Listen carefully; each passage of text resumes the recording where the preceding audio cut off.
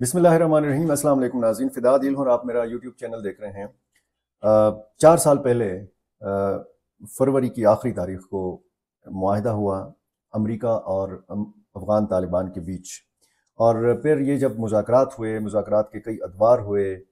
तो तकरीबन 18 या 20 महीने ये मुज़ाकरात हुए, और उसके बाद फिर हमने देखा कि तकरीबन 2.5 साल पहले अमेरिका ने इनख़ला किया, अमेरिका निकला अफ़गानिस्तान से,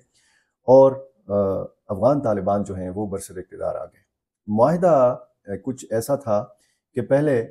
बैनुल अफ़गान मुज़ाकरात होंगे, तमाम अफ़गान गिरोह, तमाम अफ़गान जो सियासी जमातें हैं, तमाम अफ़गान तबक़ात जो हैं, उनके माबैन मुज़ाकरात होंगे और एक इंक्लूसिव हुकूमत के क़याम की राह हमवार की जाएगी। लेकिन जो लोग, जो ममालिक या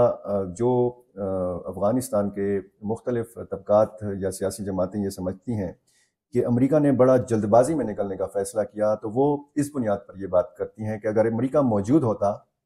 और ये बैनुल अफ़गान मुज़ाकरात होते अमेरिका की अफ़गानिस्तान में मौजूदगी के दौरान, तो फिर इसका कोई ना कोई उनके नज़दीक हल निकल आता। लेकिन जिस तरीके से फिर हमने देखा कि डॉक्टर अशरफ गनी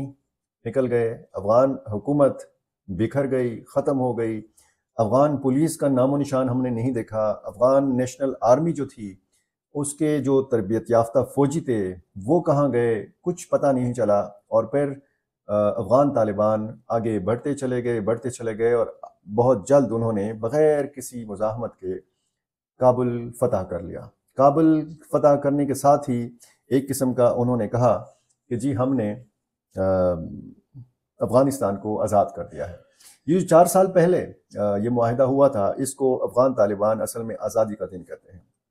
और जो अफ़गान तालिबान के मुखालफिन हैं वो इसको योम सियाह कहते हैं। वो कहते हैं कि अफ़गानिस्तान की बर्बादी का आगाज़ हुआ था इस मुआहदे से। लेकिन अफ़गान तालिबान कहते हैं कि जो हमारा 2.5 साला दौर है, इसमें हमने साबित किया है कि एक तो अफ़गानिस्तान में अमन है, दूसरा अफ़गानिस्तान की मईशत पहले की निस्बत काफ़ी बेहतर हो रही है, अफ़गानिस्तान में रोज़गार के मौक़े मिल रहे हैं, अफ़गानिस्तान में उस तरीके से दहशतगर्द ग्रुपों को भी इजाज़त नहीं है कि वो किसी दूसरे मुल्क के ख़िलाफ़ कार्रवाई करें। ये अफ़गान तालिबान के दावे हैं।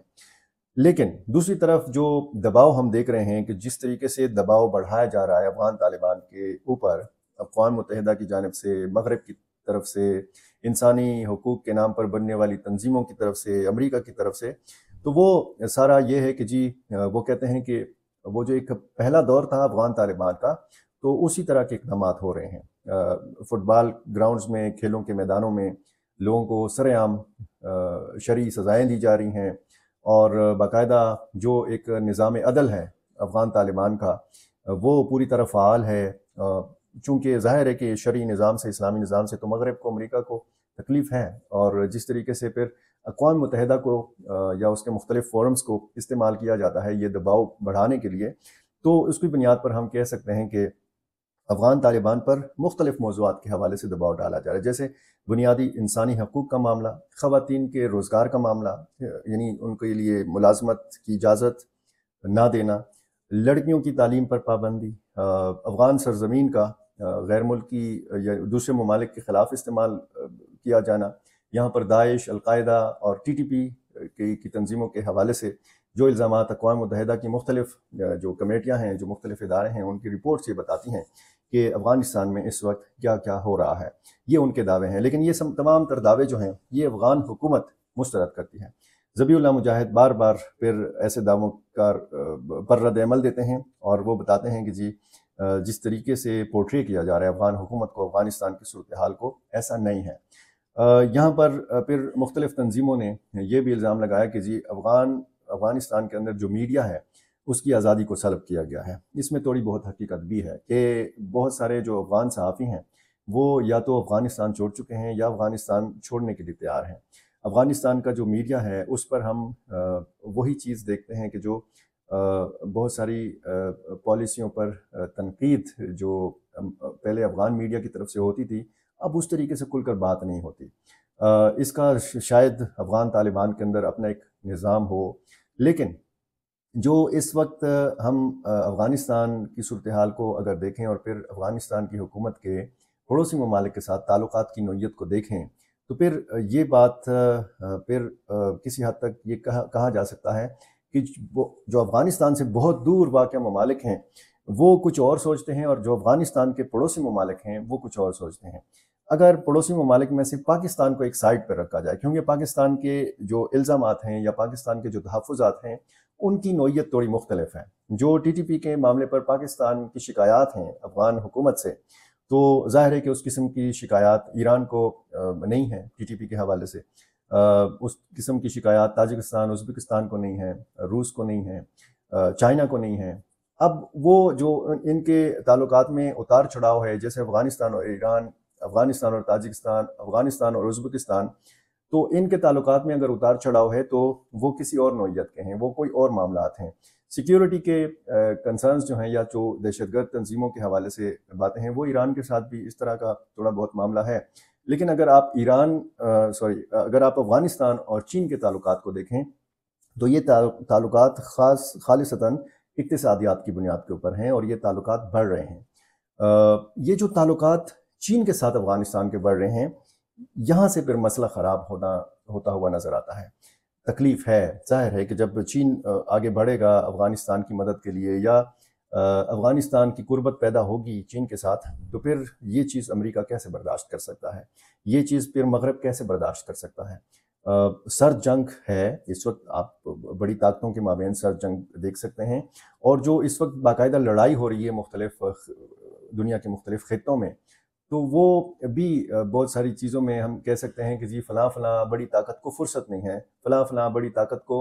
ان کی توجہ جو ہے وہ کسی اور معاملے میں ہے، اس لیے زیادہ توجہ افغانستان پر نہیں ہے۔ لیکن افغانستان کے اوپر توجہ عالمی برادری کی بڑھ رہی ہے۔ آپ نے نوٹ کیا ہوگا کہ اقوام متحدہ کی جانب سے کانفرنس کے اوپر کانفرنس ہو رہی ہے، اور یہ جو دوحہ کانفرنس ہوئی 18-19 فروری کو 2 روزہ، اس میں افغان طالبان نے شرکت سے انکار کیا، اور اس کے بعد پھر یہ کہا جا رہا ہے کہ ایک اور کانفرنس کی تیاری ہو رہی ہے۔ اور اسی بیچ میں ہم نے دیکھا کہ اقوام متحدہ کے سلامتی کونسل نے بند دروازوں کے پیچھے افغانستان کے معاملات کے اوپر بات کی ہے۔ افغانستان کے لیے اقوام متحدہ چاہتا ہے کہ اس کا خصوصی نمائندہ ہو، لیکن افغانستان نے انکار کیا ہے، کیونکہ افغانستان کا جو نمائندہ ہے اس کو قبول کرنے سے انکار کیا ہے اقوام متحدہ نے۔ اس پر میں پچھلی ویڈیو میں بات کر چکا ہوں، زیادہ تفصیل میں جانے کی ضرورت نہیں ہے۔ تو یہ صورتحال جب ہم دیکھتے ہیں، اور پھر 4 سال پہلے ہونے والے معاہدے پر اگر آج پھر نظر ڈالتے ہیں، تو پھر یہ ڈھونڈنے کی کوشش کی جا رہی ہے کہ جی اس معاہدے سے امریکہ نے کیا حاصل کیا، اس معاہدے سے دنیا نے کیا حاصل کیا، اور اس معاہدے سے افغان طالبان نے کیا حاصل کیا۔ تو ماہرین یا مبصرین جو ہے ان کا اس بات پر اتفاق ہے کہ اس معاہدے سے بہت کچھ اگر حاصل کیا تو وہ افغان طالبان نے حاصل کیا۔ ظاہر ہے کہ امریکہ نے بھی اس سے بہت کچھ حاصل کیا۔ امریکہ پاگل تو نہیں تھا، اس کا دماغ تو خراب نہیں تھا کہ وہ اس طرح کا ایک معاہدہ کرنا چاہتا تھا۔ ظاہر ہے اس نے اپنی وہ جو اس کا جانی اور مالی نقصان ہو رہا تھا، اس سے امریکہ کو بچنے میں مدد ملی، یہ امریکہ کا فائدہ تھا۔ افغان طالبان بلا شرکت غیر آج حکمران ہیں افغانستان کے، اور پورے افغانستان کے مشرق سے لے کر مغرب تک، شمال سے لے کر جنوب تک۔ تو یہ ایک بہت بڑا فائدہ افغان طالبان کا ہے۔ اب اگر باقی جو افغان مخالف قوتیں ہیں ان کی طرف اگر دیکھا جائے تو ان کا تو ظاہر ہے کہ نقصان ہی نقصان ہے۔ وہ نہ تو حکومت میں ہیں، اور نہ دور دور تک ان کا حکومت میں آنے کا کوئی امکان ہے۔ جمہوری نظام تو ہے نہیں کہ جی الیکشن ہوگا اور کوئی سیاسی جماعت اپنی انتخابی مہم چلائے گی، پھر وہ افغان طالبان کی جو پالیسیز ہیں ان کے حوالے سے رائے عامہ ہموار کرے گی، پھر الیکشن ہوں گے، پھر وہ جو سیاسی جماعت ہے وہ برسر اقتدار آ جائے گی۔ 20 سال افغان طالبان لڑے ہیں،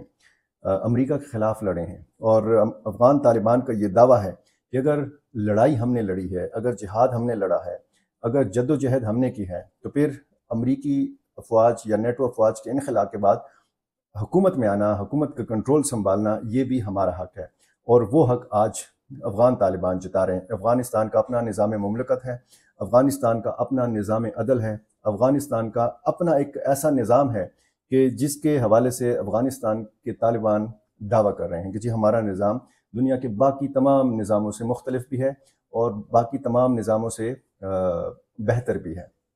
اب وہاں پر دیکھیں IMF کی کوئی شرائط نہیں ہے، IMF کے ساتھ کوئی معاہدہ نہیں ہے، افغانستان کے اوپر کوئی بیرونی قرضہ نہیں ہے۔ افغانستان کے جو اثاثے ہیں اربوں ڈالر، وہ جو ہیں وہ ابھی تک منجمد ہیں۔ اب یہ جو صورتحال ہم اس وقت دیکھتے ہیں اور عالمی دباؤ کو دیکھتے ہیں، تو پھر جب جائزہ لیا جاتا ہے 4 سال پہلے ہونے والے معاہدے کا، اور اس کی پھر انٹرنیشنل میڈیا میں ساری تفصیل بھی آئی کیسے یہ معاہدہ ہوا، کیسے اس کا آغاز ہوا، کتنا عرصہ لگا، اور پھر کیسے افغان طالبان برسر اقتدار آئے،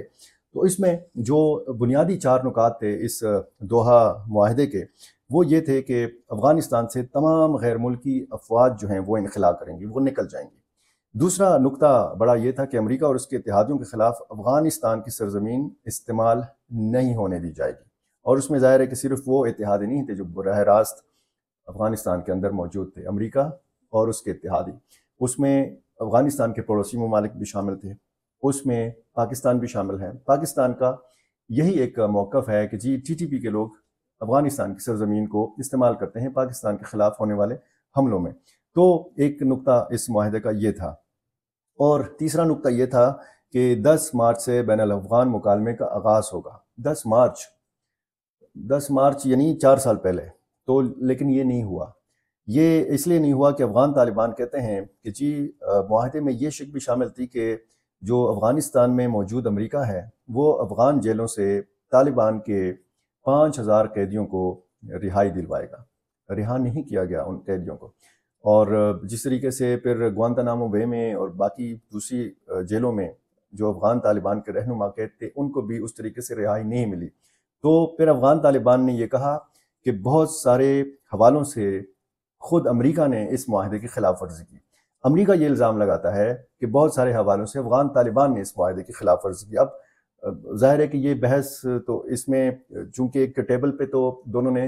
بیٹھنا نہیں ہے، جو ایک کانفرنس دوحہ میں ہوئی اس میں ایک عالمی پیشی تھی ایک قسم کا افغان طالبان کی۔ افغان طالبان سے یہ پوچھا جانا تھا کہ جی آپ نے 2.5 سال اقتدار میں اس دوحہ معاہدے پر کتنا عمل درآمد کرایا جو 4 سال پہلے آپ نے امریکہ کے ساتھ کیا تھا، لیکن افغان طالبان نے یہ موقع امریکہ کو اور اقوام متحدہ کو نہیں دیا۔ افغان طالبان نے صاف انکار کر دیا کہ جی ہم دوحہ کانفرنس میں آپ کی اس 2 روزہ اجلاس میں شریک نہیں ہوں گے۔ اور چوتھا جو اس معاہدے کا بڑا پوائنٹ تھا وہ یہ تھا کہ بین الافغان مذاکرات کے نتیجے میں ملک کے سیاسی نقشے کا تعین ہو اور جنگ بندی پر غور ہو۔ ظاہر ہے کہ بین الافغان مذاکرات جیسے میں نے آپ کو تفصیل سے بتایا کہ اس کا مقصد کیا تھا کہ ایک انکلوسیو حکومت ہو، ایک بشمول تمام گروہوں کی حکومت ہو۔ اب اس وقت صرف طالبان جو ہیں وہ برسر اقتدار ہیں، اس میں کسی دوسری سیاسی جماعت کے لیے کوئی جگہ نہیں بنتی۔ یہ سلسلہ کب تک جاری رہے گا؟ کیا افغانستان کے مستقبل میں آنے والے چند سالوں میں بھی اسی طرح افغان طالبان ہی برسر اقتدار رہیں گے؟ اسی طرح عالمی دباؤ بڑھتا رہے گا؟ امریکہ یہ سوچتا رہ جائے گا کہ جی افغان طالبان کو کیسے کنٹرول میں لانا ہے؟ اقوام متحدہ یہ سوچتا رہ جائے گا کہ کیسے افغان طالبان کو عالمی جو قواعد اور ضوابط ہیں یا جو قوانین ہیں ان کے دائرے کے اندر لایا جائے؟ کیا افغان طالبان اس کے لیے تیار ہوں گے؟ تو یہ بہت سارے سوالات ہیں کہ جن کا پھر آنے والے چند سالوں میں پتہ چلے گا، کیونکہ فی الحال خود شاید افغان قیادت کو بھی نہیں معلوم کہ آنے والے چند سالوں میں کیا ہوگا۔ پالیسیز ان کی اپنی ہیں، اور ظاہر ہے کہ 2.5 سال کا عرصہ گزر چکا ہے اور بہت ساری چیزوں میں ہم استحکام بھی دیکھ رہے ہیں، جیسے یہاں پر امن کا قیام، پوسٹ کی فصل بالکل ختم، وہاں پہ منشیات کا کاروبار جو ہے، کرپشن جو ہے اس کے لیے 0 ٹالرنس ہے، وہاں پر صرف اگر معاملہ رہتا ہے تو خواتین کے حقوق کا رہتا ہے، لڑکیوں کی تعلیم کا رہتا ہے، اور یہ ایسے مسائل ہیں کہ جو افغان طالبان بھی کہتے ہیں کہ جی یہ مسائل ایک حقیقت ہیں اور ان مسائل کے حل کے لیے بھی کام ہو رہا ہے۔ کب تک یہ کام ہوگا؟ کب تک یہ سلسلہ جاری رہے گا؟ جب اس معاہدے کے 4 سال ہو گئے، 5 سال ہو جائیں گے، جب 6 سال ہو جائیں گے تو اس کے بعد پھر اثر نو نظر ثانی کی جائے گی تمام تر معاملات کے حوالے سے، اور پھر دنیا مختلف قسم کے جو مختلف قسم کی تجاویز ہیں ان پر دنیا غور کرے گی کیسے افغان طالبان کو اپنے تابع بنایا جائے۔ بہت شکریہ۔